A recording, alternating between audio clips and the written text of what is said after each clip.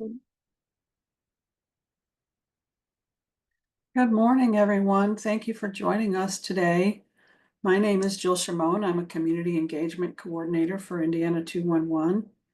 And today we are going to discuss or do a deep dive into some of the data that we collect that's going to help give you all some insight to the types of calls we receive and who is calling and what their needs are. And we're going to start and do 5 regions over the next few months. This is going to be the south or the northwest region of the state, and Sherry Bowers Duker, my fellow community engagement coordinator, will be presenting today. Sherry has 3 years with Indiana 211, or close to 3 years. She comes from an education background as a math teacher, and is incredible with this data and what she is able to do with our reports. So I'm going to give it just a minute or two to let others join the call, and then we'll get started.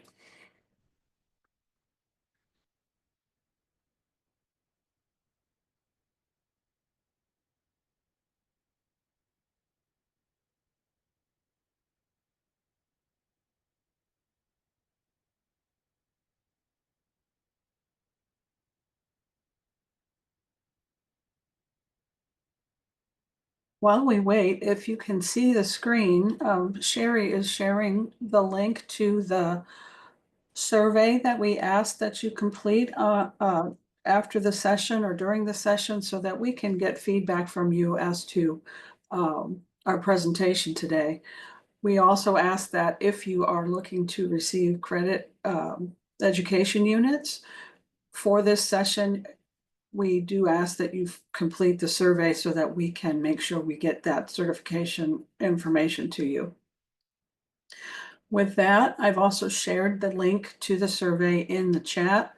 And Sherry, if you'd like to get started, I will go ahead and mute. All right, thank you, Jill. All right, so as Jill mentioned, today is the first of 5 presentations we will be doing where we share county level data with you from 211 calls. We will be using the 5 regions that the Department of Health's Division of Nutrition and Physical Activity uses for their Local Food Purchase Assistance Cooperative Agreement Program, or LFPA. So we will be starting with the Northwest region, which includes Lake, Porter, LaPorte, St. Joseph, Elkhart, Stark, Marshall, Newton, Jasper, Pulaski, Fulton, Benton, White, Cass, Miami, Carroll, Clinton, Howard, Tipton, Tippecanoe, Fountain, and Montgomery counties. Some of the data I'll be sharing today, but not all of it, can also be found on our data dashboard that we have available on our website. So after I share that data with you, I will also do a brief refresher on how to access and utilize that data dashboard. And as I'm presenting today, if you have any questions about any of the graphs that you see or anything that I share with you, feel free to go ahead and put those questions in the Q&A section, and Jill will be monitoring that section, and she can go ahead and let me know as those come up, and we can address the questions as we go along. Otherwise, we should have some time at the end for questions as well. So all of the data I will be presenting today will be for the full year of 2024, and our first graph shows the total number of calls received in 2024 for each of those 23 counties in Region 1, as well as the number of distinct callers and the number of referrals made to callers in those counties. You will notice that the distinct caller counts are the smallest counts for each county, and that's because those represent each individual caller, and many people call more than once. So their multiple calls are counted in the total call number, but they are just counted once as a distinct caller. You will also notice that the number of referrals is the largest count for each county, and that is because our community navigators do provide at least 3 referrals for each need that a single caller has, if possible. And as you can see, the counts for Benton and Warren counties were so small they did not register on this graph, but you can find those exact counts on the data dashboard. Of these 23 counties, Lake County by far had the greatest number of calls, distinct callers, and referrals, with about 73,000 referrals in 2024, followed by St. Joseph County with 26,000 referrals, Elkhart County with 17,000 referrals, Porter and Tippecanoe counties with just under 10,000 referrals, and Howard County with about 9,000 referrals. And for reference, the entire state of Indiana in 2024, we received over 174,000 calls from over 117,000 distinct callers and made 691,133 referrals. So Lake County alone makes up about 10 to 11% of those total calls, callers, and referrals throughout the whole state. And then this graph shows the percentage of 2024 calls from various need categories for each county. And I've included the top 3 need categories that we receive calls for, which are housing, utility assistance, and food and meals. But I've also included 2 other need categories that do not receive as many calls, but that agencies are often interested in learning more about. And those are transportation and mental health and substance use disorder. So you'll notice this graph also includes Indiana in addition to the 23 Northwest counties, so we can compare the percentages to the full state average as well. We can see that of these 5 need categories, housing shows up in the greatest percentage of calls for every county as well as for Indiana as a whole.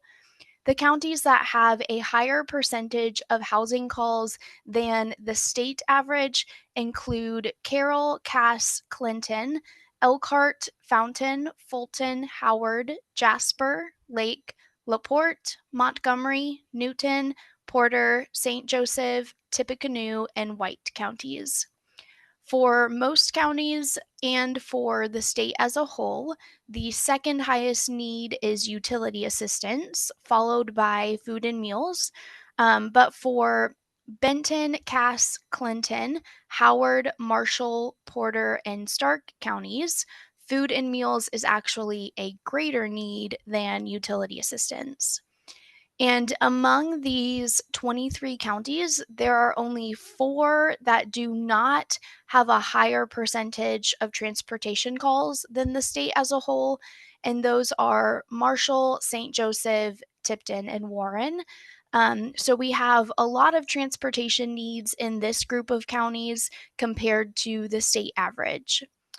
And then the counties that have a higher percentage of mental health and SUD calls than the state as a whole include Cass, Clinton, Fulton, LaPorte, Marshall, Montgomery, Newton, Porter, Stark, Tippecanoe, and Tipton counties.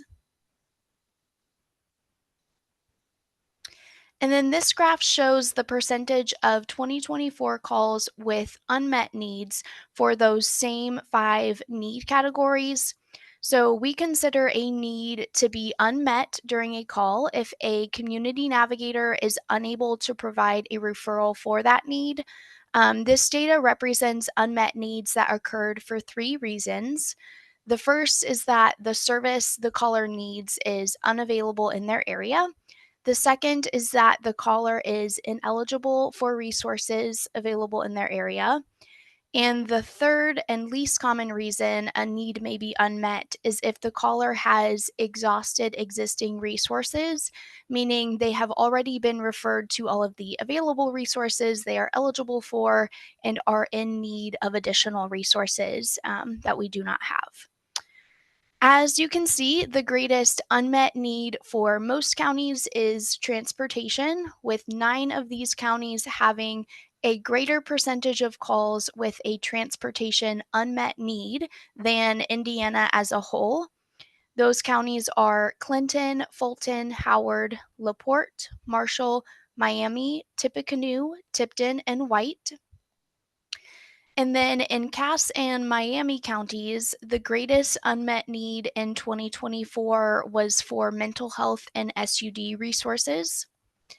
And in Fountain, Newton, Pulaski, and Warren counties, the greatest unmet need was for food and meals. There is more unmet needs data available on our data dashboard, which I will talk about towards the end of the presentation. And I will also talk about how we use this data to identify new resources and how you may be able to help us with that process as well. So the remainder of the graphs will show data from the demographics and social determinants of health questions that our community navigators ask 211 callers. And they ask those questions to help them better identify which resources they will be eligible for, as well as what additional needs the caller may have that they can provide referrals for. It is important to note that 211 callers are not required to answer any of these questions if they do not feel comfortable doing so. So keep in mind that there is some missing data and that these percentages only reflect the responses we did receive. And that is why the categories for any given county add up to less than 100%. So, this first graph shows the percentage of 2024 callers who identified with each gender category in each county and in the state as a whole. There were more female than male callers in every county except Warren, which is on par with the state trend. The counties that had a higher percentage of female callers than Indiana as a whole include Lake, LaPorte, Miami, Montgomery, Porter, St. Joseph, and Tippecanoe counties. And then this graph shows the percentage of 2024 callers from various age ranges. We can see that in 15 of the 23 counties listed here, as well as the whole state, the age group with the largest percentage of callers was 31 to 45 years old. In Benton and Pulaski counties, the age group was the highest percentage the age group with the highest percentage of callers was 60 years and older. And then in Carroll, Fulton, Marshall, Montgomery, Newton, and White counties, the age group with the highest percentage of callers was 46 to 60 years old. While the 18 to 30-year-old age group is not the highest for any county, the percentages are not far behind the other age groups in most of the counties. The collective outlier here is the younger than 18 age group. While youth callers are much less common, we do receive some calls from youth looking for resources. This graph shows the percentage of 2024 callers with various housing situations. In every county here and the state as a whole, the largest group is those who have housing at the time of their 211 call. Although it is worth noting that every county had less than 40% of their callers say they had housing, and 16 of the 23 counties had less than 30% of their callers say that they had housing. In Tippecanoe County, there were nearly as many callers who had housing and were worried about losing it in the future as there were callers with stable housing. And in Stark County, there were nearly as many callers who had no housing as there were callers who were worried about losing their housing in the future. In this group of counties, the percentage of callers who were facing eviction ranged from less than 1% to 9.1%. The percentage of callers with no housing ranged from less than 1% to 17.7%. The percentage of callers who had housing and were worried about losing it in the future ranged from 11.9% to 23.3%. And the percentage of callers who had stable housing ranged from 22.7% to 38.6% of callers. This graph shows the percentage of 2024 callers from various race categories. For the state as a whole, about 33.4% of callers identified as white, while 29.4% identified as Black.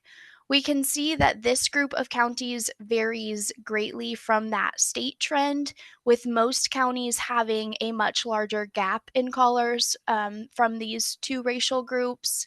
16 of the 23 counties had more than 50% of callers identify as white, and less than 5% of callers identify as Black. In Lake County, 50.7% of callers identified as Black, while 14.7% of callers identified as white. And in St. Joseph County, 34.9% of callers identified as Black, while 27.1% of callers identified as white.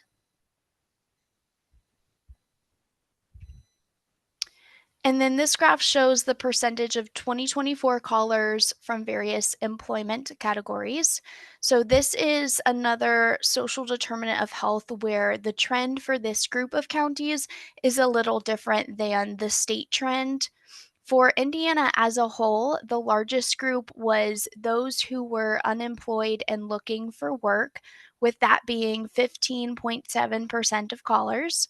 But that was closely followed by those who were unable to work due to being disabled.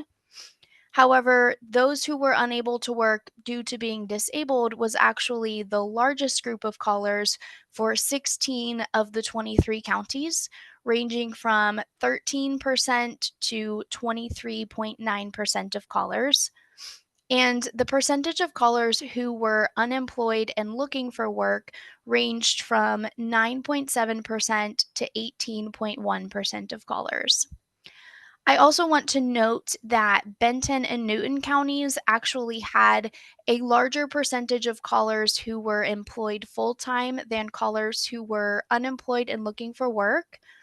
And lastly, Indiana as a whole and almost all of these counties had a greater percentage of callers who were employed full time than callers who were employed part time. And then this graph shows the percentage of 2024 callers from preferred language categories. For Indiana as a whole and every county here, the percentage of callers whose preferred language was English ranged from 93.7% to 100%. And counties with a notable amount of callers whose preferred language was Spanish include Cass, Clinton, Elkhart, Marshall, and Montgomery counties.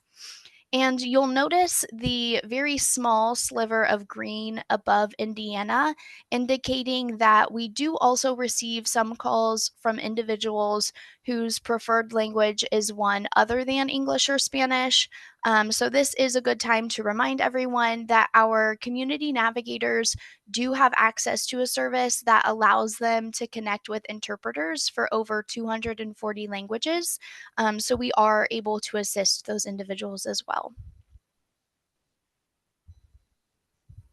And then, Sherry, oh, yes.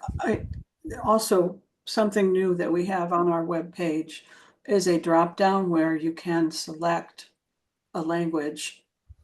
If you're searching for resources on in211.org, you can select a language and it will translate. I just Yes. wanted to mention that. Thank you, Jill. All right, so our next graph shows the percentage of 2024 callers from various annual household income ranges. For Indiana as a whole and every county here, the largest group of callers is those with an annual household income of less than 15,000, ranging from 21.8% of callers to 42% of callers. For most counties, the trend seems to be that the higher the income range, the lower the percentage of callers from that range. The one exception to this trend was Cass County, where there was a slightly higher percentage of callers with an income between $35,000 and $50,000 than there were callers with an income between $25,000 and $34,000.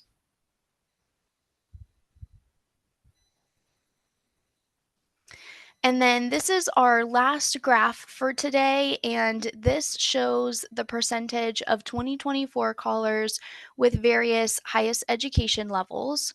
For Indiana as a whole and every county here, the largest group of callers is those whose highest level of education is high school. And that ranges from 23% of callers to 37% of callers. And the second largest group across the board is those whose highest level of education is junior high, ranging from 7% to 19% of callers.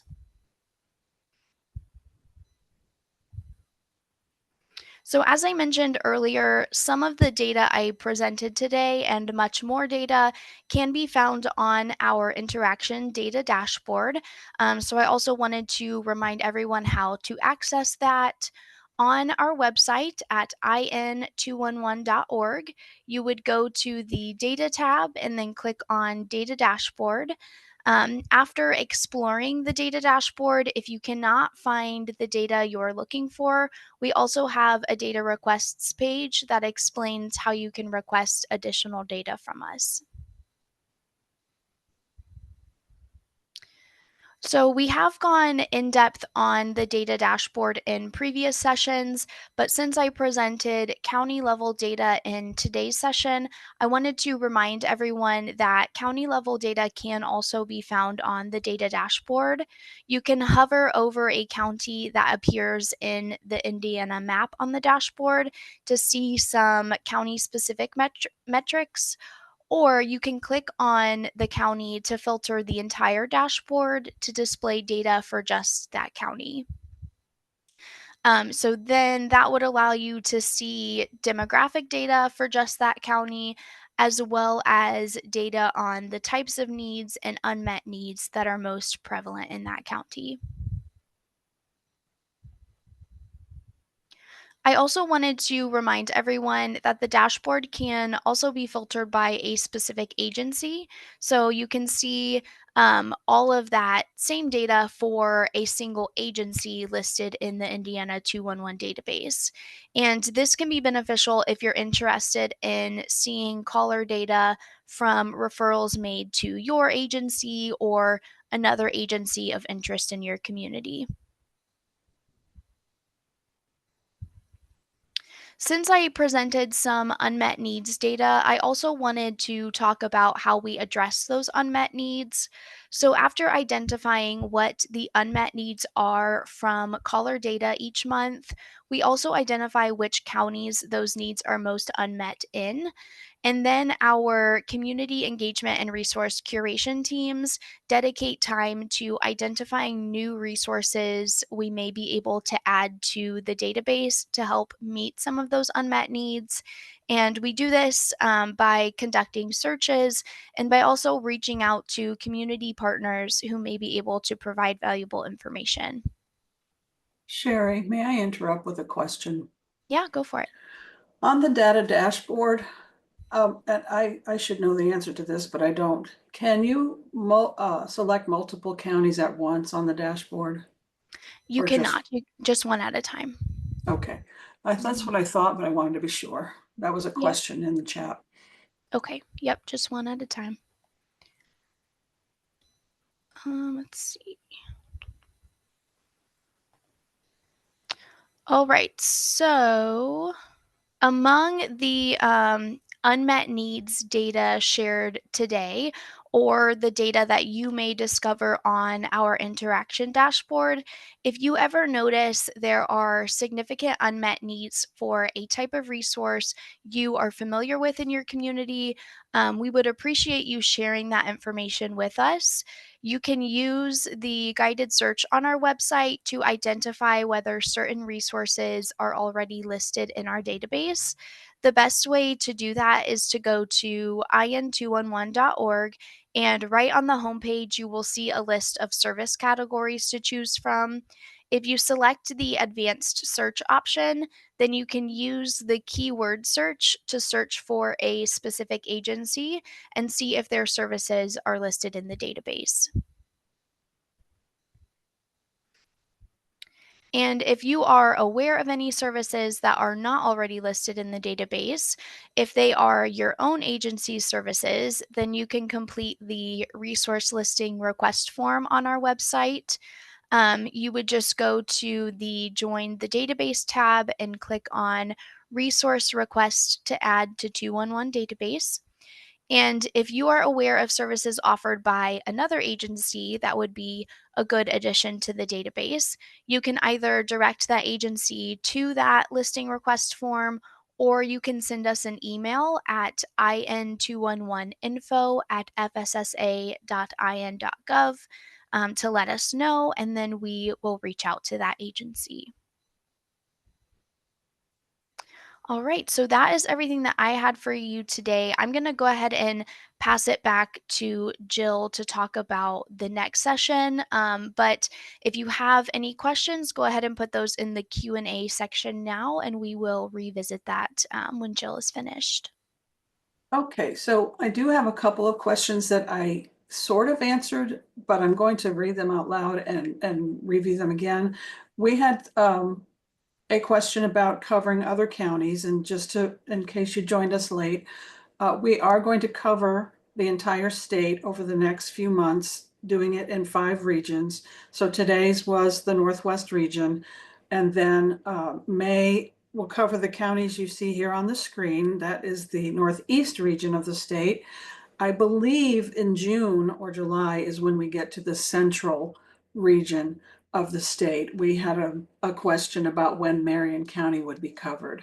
And so please, if you haven't already, if you got this link to join the call today from a friend, please do go and sign up for the IN211 University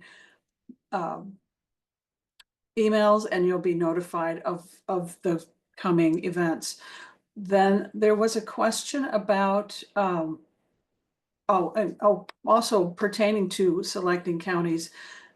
You can always go to the data dashboard, click on the county you're interested in seeing, and as Sherry said, choose the date parameters. It's going to automatically revert to the previous 12 months, but you can select from the drop down, pick the months and dates that you want, and do it by county that way. So if you would like that information sooner than when we do our presentation, please go to the in211.org data dashboard.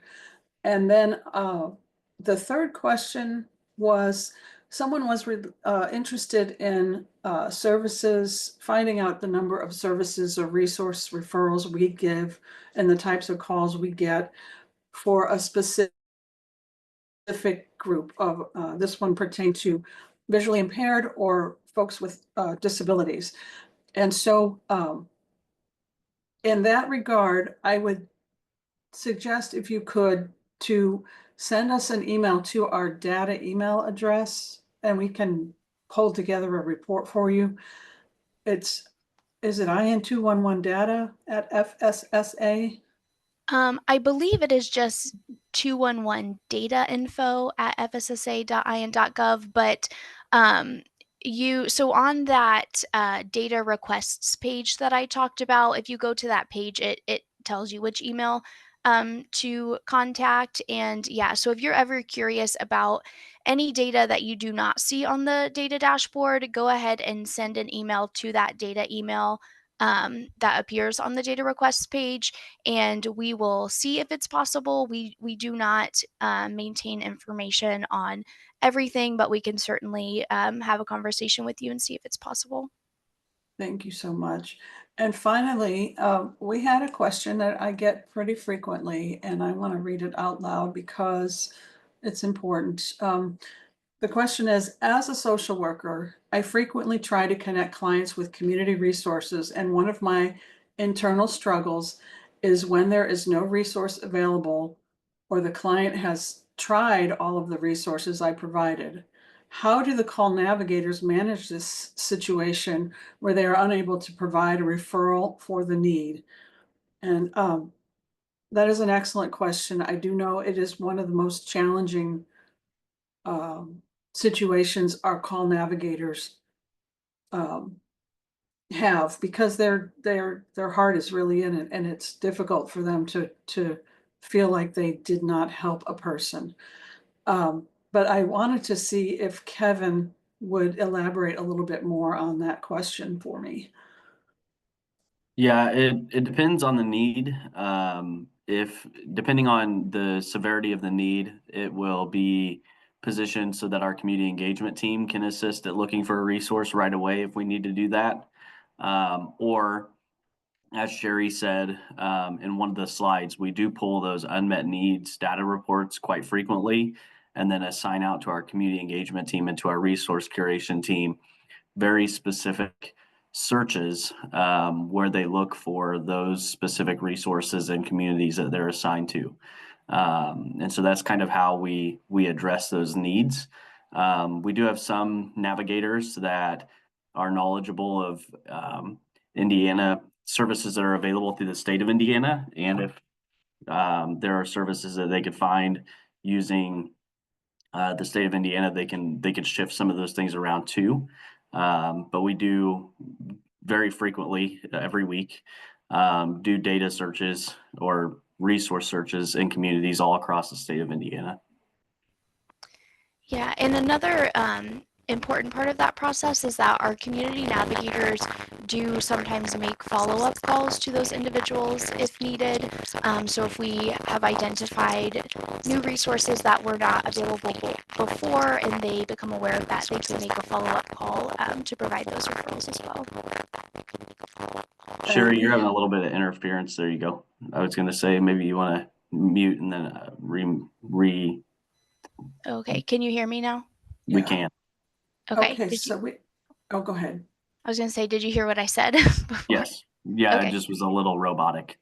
Okay. Yeah.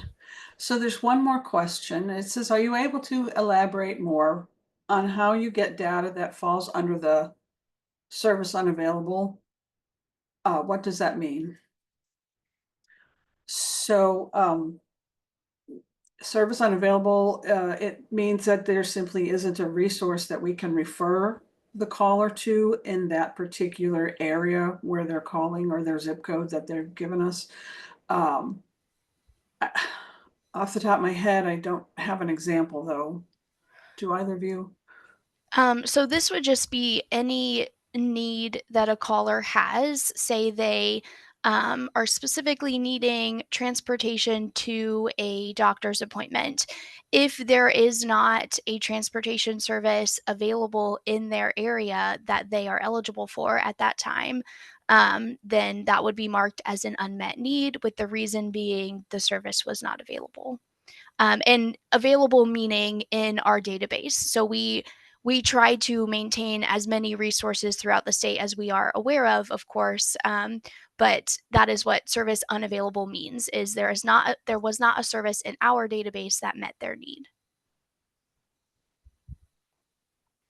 And then to clarify other reasons for unmet needs, they can be that ineligibility from the caller is ineligible for that service or resource.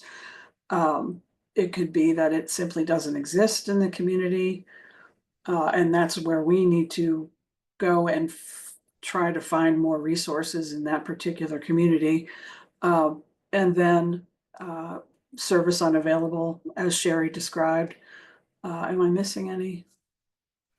Yeah, so the last reason was if a caller has exhausted existing resources, which that is a much less common reason for unmet needs, but that just means that the individual has already called us and has received all of the referrals for that particular need that are available to them, and they're in need of additional resources. Thank you.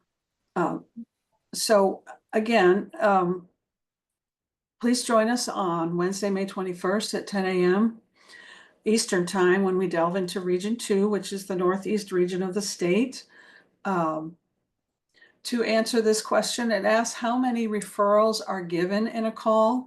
The call navigator tries to refer 3 resources to each of the needs asked about or discussed. Yes, So, and oh, go ahead, Cher. I was just gonna say, so it really does vary by call. Like Jill said, they do try to provide 3 referrals for each need if possible. But for resources that are just not as common, they may only be able to give them 1 referral or 2 referrals. And then when there's an unmet need, if that's the only need the caller had, there may be no referrals given. So it really does vary per call, but the goal is 3 referrals per need if possible.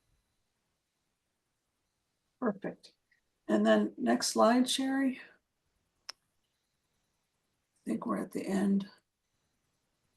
Okay, so if you need, here's the survey link once again, if you haven't had the chance to fill it out. This is how you can get in touch with myself or Sherry. We both monitor this email inbox, or you may call us at 888-439-6357. We have access to voicemail, so if you need to, please do leave us a message and we will return your call. We are typically available and in the office 8 a.m. to 4:30 p.m. Monday through Friday. Are there any additional questions that I can answer or we can answer? We're so happy you joined us today. I hope that this information was helpful to you. This is uh, our way of helping you to see the kinds of information that you can access and see uh, uh, just for your own community and your daily work so that you can determine what the needs might be in your community. And our survey does ask if if you found this useful, so I do hope that you respond. Any comments or anything else to add, Sherry and Kevin? Nope, none from me. Thanks for joining us today, everyone.